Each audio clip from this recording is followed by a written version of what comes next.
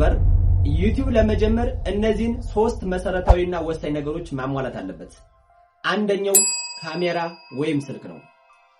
ስልክ ያለው በስልኩ ከስልክ የተሻሻለ ነገር ያለው ደግሞ በካሜራ መስራት ይችላል ማለት ነው። ስለዚህ ባላችሁ ለመጠቀም ስልካችሁን ሌንሱን ማጽዳትና ስክሪኑን በማጽዳት መጠቀም ትችላላችሁ። ሁለተኛው ሳውንድ ወይም ድምጽ ነው። ሳውንድ ወይም ድምጽ። ስለዚህ ድምጾችን ደግሞ በጥራት መሆን አለባቸው። በጥራት ድምጽ ሪከርድ ለማድረግ አንደኛ ስልካችሁን ቀረብ አድርጋችሁ ሪከርድ ማድረግ፣ ሁለተኛ ደግሞ የጓደኛ ስልክ ተውሳችሁ በጓደኛ ስልክ ሪከርድ በማድረግ የጓደኛ ስልካችሁን ተዋሱና በሱ ስልክ እንደዚህ ሪከርድ አድርጋችሁ ካፕከት ላይ ማስተካከል ነው።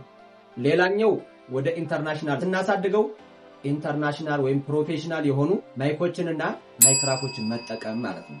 ይሄ ሁለተኛው ነው። ወደ ሶስተኛው ስንሄድ ደግሞ ሶስተኛው ላይት ወይም ደግሞ መብራት ነው። ስለዚህ መብራት ወይም ላይቶችን ጥራት ያላቸው ላይቶችን መጠቀም ያስፈልጋል ማለት ነው።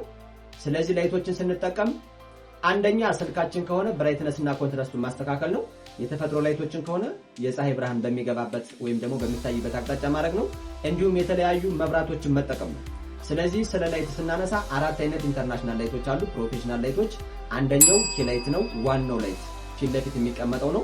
ሁለተኛው ፊል ላይት ይባላል፣ ከኪላይቱ በስተቃራኒ የሚቀመጥ ነው። ያ ማለት ሻዶ የሚያረጉ ፓርቶችን የሚያጠፋ ነው። ሶስተኛው ባክግራውንድ ላይት ነው፣ ከኋላ የባክግራውንዳችን ላይት በትክክል የሚያሳይልን ነው። አራተኛው ደግሞ ባክላይት ይባላል፣ ከባክግራውንዱና ከኦብጀክቱ መካከል ያለውን ቦታ በግልጽ የሚያሳይ ነው። ስለዚህ ከነዚህ ሶስት ወሳኝ ነገሮች አንዱ ከጎደለ አንድ ዩቲዩበር የተሟላ ዩቲዩበር መሆን አይችልም። ስለዚህ እነዚህን ማሟላታችሁን ቸክ አድርጋችሁ ዩቲዩባችሁን ጀምሩ። ለአዳዲስ መረጃዎች ቻናሉን ሳብስክራይብ፣ ላይክ እና ሼር አድርጉ።